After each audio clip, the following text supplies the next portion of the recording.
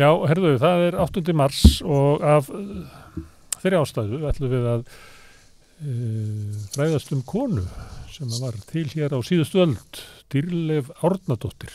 Og til að fræðast hana, að þá hef ég hringt allaveg til Bandaríkjanna að tala við Rakel Adolfsdóttur sem að mun vera á línunni. Blessuð Rakel. Sæl. Herðu, ég spyr þig Dýrleifu af því að þú nú skrifað hana og spurningin eiginlega, hver Dýrleif Árnadóttir? Já, góð spurning. Takk fyrir bara að spyrja, því ég hef mjög mikið áhuga á Dýrleif og hafa haft meira en áratug núna.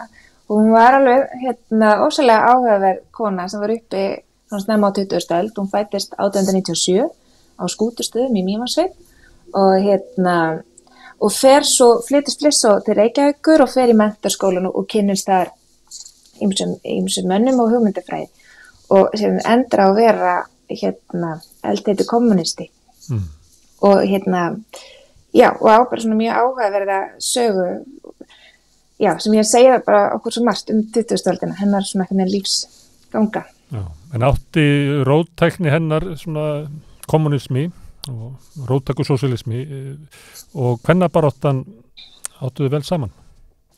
Það alveg góð spurning. Þetta var í raun mín svona tesa, eða svona aðal spurning í ritgerðinni, hvort að í raun líka þessi kvenréttindabarátta sem er á Íslandi og Bríet Bjarnhéðinsdóttir hvort þetta sé og borgaralegu feminismi fyrir þessar konur í kommunistaflokknum og síðan sósíalistaflokknum.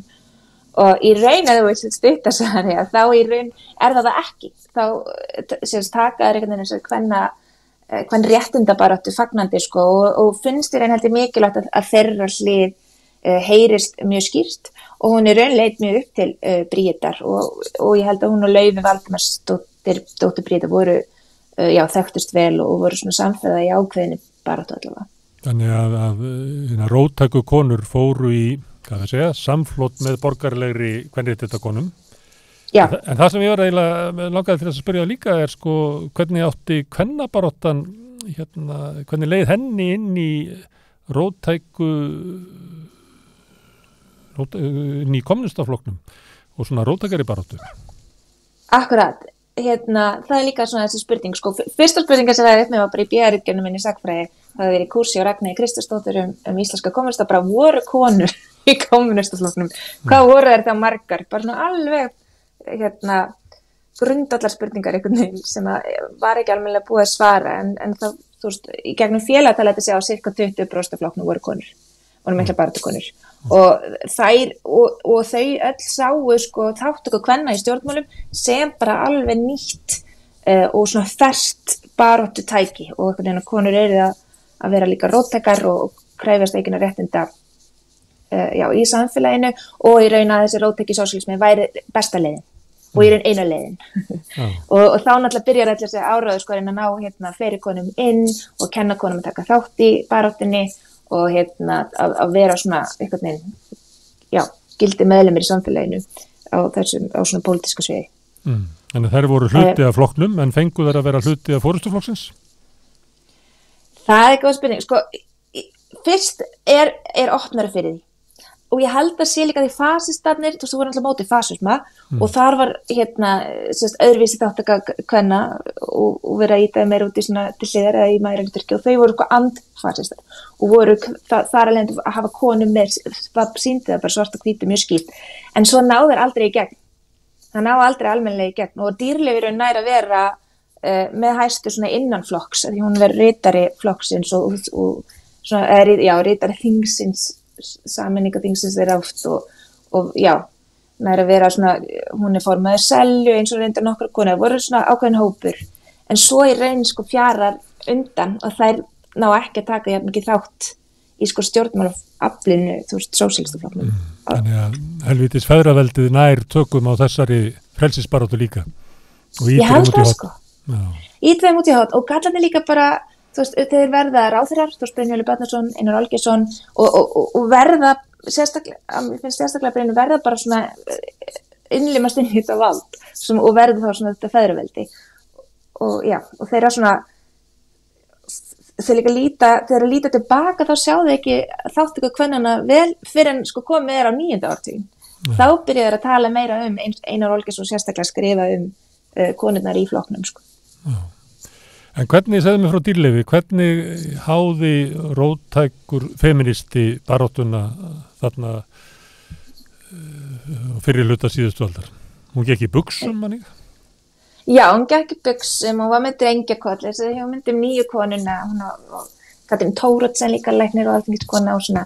En sko, það sem ég veist svo áhugavert við Dýrleif hún þessi líkt á Einar Olgeirsson, líkt á Brynjólfur Bjarnason, jafnvel Hendrik Ottorsson, þú veist, þau eru á borgaralegum ættum, þú veist, hún prestdóttir, hún hefur alveg ótrúlega tækifæri, læri tungumál, fær heimakennslu, næri flytja til Reykjavíkur, búi hjá ættingjum og fara svo í menntaskólan þar sem hún verður held ég 12. eða 13. kvenstúdentin. Já. Þannig að hún kemur frá svona annarri kreðsu og það var enginn annar í ættinni eða fjölskyldinni jafn róttæk og hún. Nei. En hvernig háði hún baráttu sína? Ekki, hún var ekki að smyrja brauðtertur hérna fyrir kallana eins og í Framsóknarflokknum? Nei, akkurat, já, hún var svona, hún hélt ræður og hún skrifaði í blöðin og tók alveg virkan þátt, var á þingunum. En ég sé ekki, hún ekki þessi herskáðasta, sko, þær voru margar að mótmæla, til dæmis. Indiana Garibaldadóttir var fangilsuð og þess áttar. Ég get ekki fundið neitt svona, hún hefði verið einhvern veginn fremst í flokki þar. Já, reynda var eiginmaðurinn síðar var fangilsaður, þú veist það var settur í fangilsi vegna mótmæla. En hún var svona hugsuður, sko, og ef þú veist, hún var svona, og var í raun þessi sko skipuleggjandi, skipuleggja sellur, skipuleggja þáttöku í alls konar kvenfélögum og alls konar félögum bara. Mér var alltaf sagt að í gamla daga að hún hefði tekið þátt í að henda Steini Steinari út úr sellunni. Já, það alveg til, Steinn Steinar segir það, en hún hafi hringt honum niður stiga og akkurat, og þessi myndafinn, sko, hún líka fór út í svona sósíalíska, til Sovétríkjanna, sko, í sósíalískan skóla, en sko, þegar til að vera ættingennar og þeir sem eru náinni, þá var hann alltaf mjög ljúf. Já. Og hún var, og í raun segja, ég held að Steinn segja líka, því hún kaus með að kasta Einar Olgeirsson úr flokknum, en með tára hvarmi eitthvað svona. Já, það var stílisti Steinn Steinar og það ekki alltaf gott að treysta stílistu þegar að segja frá og skáld, íslensk skáld vilja stetta niður stiga bara út af Jónasi og fleiri. Akkurat. Mjög góð búndir. Þetta alltaf góð saga og þú veist, þetta alveg lýsandi fyrir þessi ósælega svona hugmyndafræðilegu átök sem voru upp á þessum tíma, vissilega, en svona myndin af henni bara ósælega ljúfur konu. En hún barðist fyrir jafnrétti og hún barðist fyrir jöfnuði og hún var á svona róttæk jaðri stjórnmálana. Heldur að það hafi svona sett marka á hennar ævi og tækifæri í lífinu? Já, góð spurning. Hún náði alltaf að vera, hún var ritari, hún kláraði fíluna og frá Háskóla Íslands og náði svona freka langt á þeim tíma. En ég held henni leið bara mjög vel í sinni kreðsu. Og ég held að þetta hafi ekki haft kannski mikil áhrif á hana hvort hún hafi verið útrópuð út á götum eitthvað svo ég held ekki.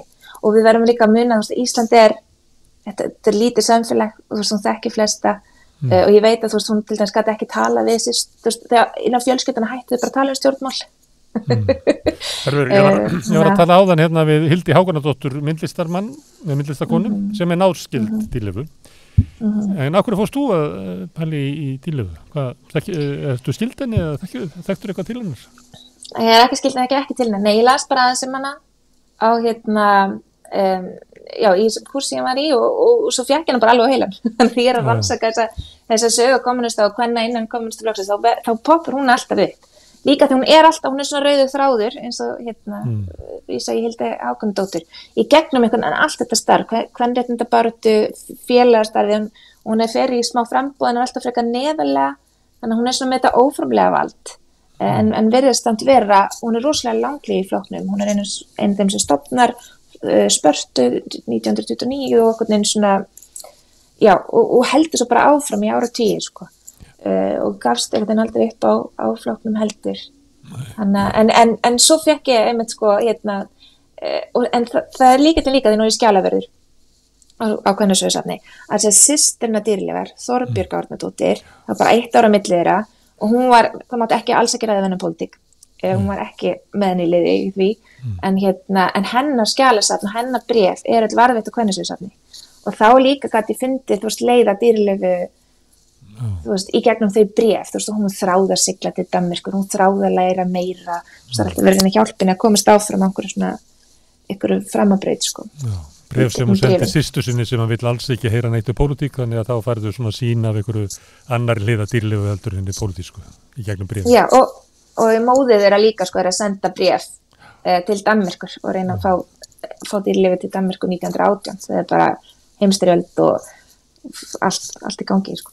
Herðu, en við erum að tala saman á 8. mars og það voru konur í kommunistaflokknum sem að fluttu 8. mars til Íslands og þá líklega Dýrleif. Akkurat.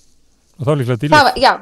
Það var líka Dýrleif og það var náttúrulega eitthvað tenging við bara kommentin bókstaflega en sérstaklega, á 32 þetta byrjar svo rofnar endur svo tenginga en 8. mars er náttúrulega frídagur í Sovétríkjunum, baráttudagur kvenna. Því að það er náttúrulega konur fengu kosningarétt við byltinguna 1917. Þetta nefnilega kemur frá því og það var búið að reyna að vera með alþjóðlega kvennadag aðeins fyrr en og svo þessi dagur valinn 8. mars út af byltingunni, rússnesku byltingunni 1917 og svona þessum verkföllum kvenna í Rússlandi. En og það var lengi vel, lengst það var þetta bara róttakakonur, róttaka vinstrikonur. Þær tókuna dagu, þær voru alltaf með dagskrá sem degi og MFIK tekur hann líka 50 menningar og fyrir samtök íslenska kvenna en svo 1977 þá gerir Sameinuðu þjóðirnar þetta að bara svona almennum baráttudegi kvenna í heiminum. Og ég hér á fundi kvenna nefndar Sameinuðu þjóðanna. Við rifjum það upp fyrir í þættinum að dagurinn byrjaði þannig á Íslandi að það voru kvenforstjórar sem að ringdu inn viðskiptin í Kauphöllinni. Ég veit ekki hvernig Dýrleif hefði séð það fyrir sér, að það veri 8. mars.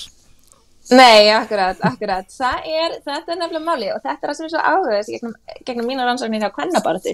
Því konur, þetta er svo ofsalega fjölbreyttur hópur að hvernig samt verður alltaf þessi samstæða að einhverju leiti og svo, klofnar það alltaf þegar við förum svona dýpra í málefnin.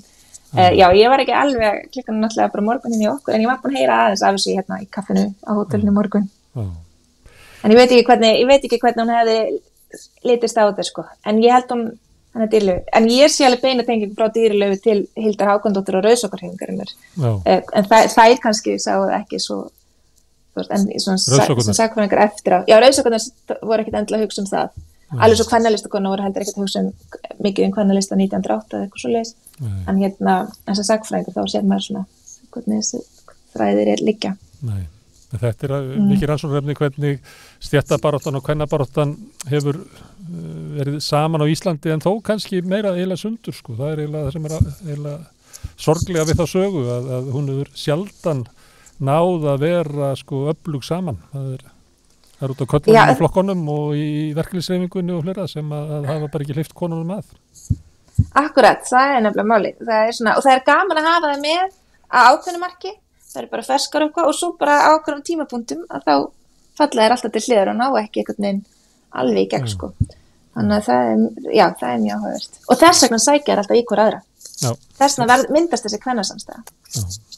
Herðu, Rakel, kæra þakki fyrir að taka mót okkur í símtali til New York og rifja upp Dýrleifu Árnadóttur. Hún er alveg mögnum kona, Takk fyrir bara að spyrja mig hana. Takk hérlega. Herðu og ég ætla að